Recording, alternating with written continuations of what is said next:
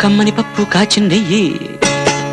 వేడి వేడి అన్నం మీద కమ్మని పప్పు కాచిందెయ్యి పప్పు తప్పడం కలిపి కొట్టడం భోజనం మన భోజనం తల్లి తోడు పిల్ల మేక తల్లి తోడు పిల్ల మేక ఆలు మగలు అత్త కోడలు బాసు బంటూ ఒకటేనంటూ కలవడం భోజనం వన భోజనం